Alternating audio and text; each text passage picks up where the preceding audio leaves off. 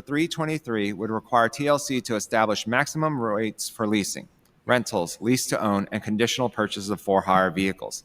TLC recognizes the burden of high leasing costs, which is one of the reasons why we targeted the issuance of EV licenses to individual drivers and why we have adopted FHV lease transparency rules. We are also currently conducting a study to ensure that our driver pay rules align with current operating costs, including lease costs. While TLC does regulate lease rates for taxis, differences between the sectors make setting FHV lease rates more challenging. Makes and models in the for-hire sector are far more diverse than in the taxi sector. Unlike taxis, the FHV industry relies on a wide range of vehicle types to offer a variety of different services to passengers, from standard trips in compact sedans to premium services in luxury vehicles.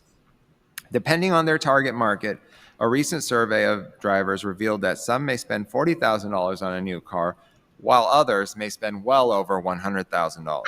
Determining the appropriate lease rates for such a wide range of vehicle types, makes, models, and years would be incredibly challenging, especially because lease prices typically include insurance, maintenance, and other costs that are difficult to capture. There is also much more variation in leasing arrangements in the FHV's sector, from lease-to-own and conditional purchase arrangements to informal short-term lease rentals between drivers, each of which would have to be addressed with distinct regulatory approaches. While we're open to exploring additional ways to reduce the burden of leasing costs on drivers, we do not believe that establishing maximum rates is the best approach. Okay, thank you. Good afternoon. My name is Alli Langley. I'm a staff attorney at the New York Taxi Workers Alliance.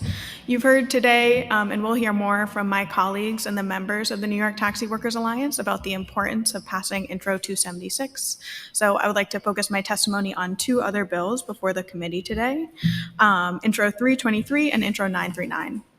Intro 323 requires the TLC to implement lease caps for for-hire vehicles. Lease caps should be an uncontroversial regulatory tool. They've been an essential part of regulating the yellow cab sector and protecting driver pay for years.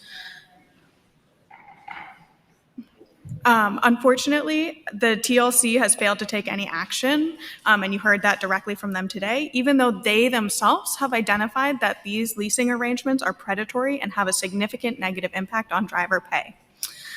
They allege to be doing other things to support leasing drivers who are leasing, but nothing that they said held up today. They said they released the EV FHV licenses in part to support those drivers. They did nothing in that process to make sure that it was targeted at drivers who are renting. So it just flooded the market and actually harmed all drivers and decreased all drivers' income, which we're seeing in the lockouts. Intro 323 fixes this by mandating the TLC to set lease caps, and it should be passed immediately.